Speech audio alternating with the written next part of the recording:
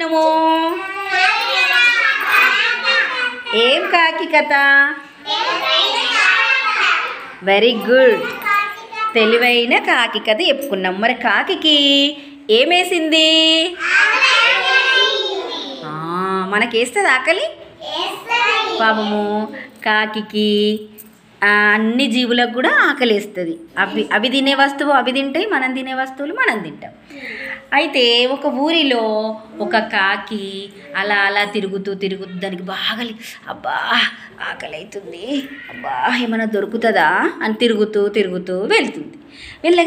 వెళ్ళగా దానికి ఏం దొరికింది?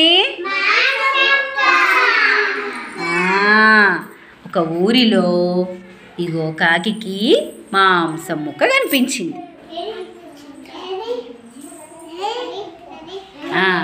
ఆ మాంసం ముక్క పట్టుకొని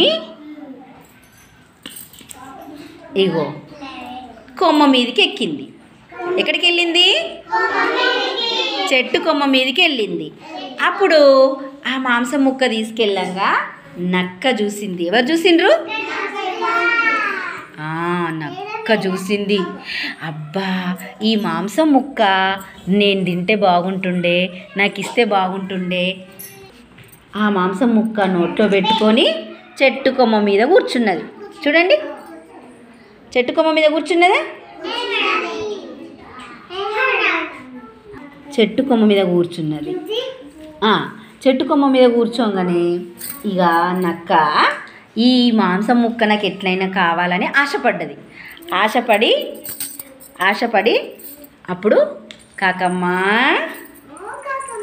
ఓ కాకమ్మ అని పిలుస్తుంది. చూడు, కాకమ్మ ఒక పాట పాడవు. ఎందుకంటే పాట పాడితే ఆ నోట్లో ఉన్న మాంసం ముక్క ఎక్కడ పడుతుంది? నోట్లో ఉన్న మాంసం ముక్క కింద పడితే ఏం చక్కగా నేను తినేసేయచ్చు అనుకొని ఒక పాట పాడవా కాకమ్మ అని అంటది. అప్పుడు కాకి ఏం చేస్తుంది? ఆ మాంసం ముక్క ఎక్కడ పెట్టుకుంటుంది?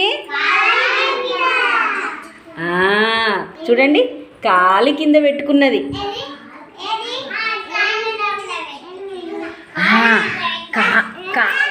నానా కాలి కింద పెట్టుకొని ఏమని పాట పాడింది?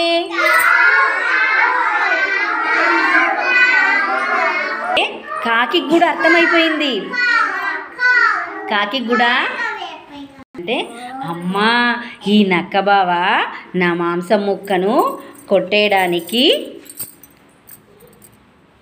నా మాంసం ముక్కను తానే తినేసేయడానికి నన్ను పాట పాడమంటుండు అనేసి కాకికి అర్థమైపోయి అప్పుడు కాకి ఏం చేస్తుంది? తెలివిగల కాకి ఆ మాంసం ముక్కను కాలి కింద పెట్టుకొని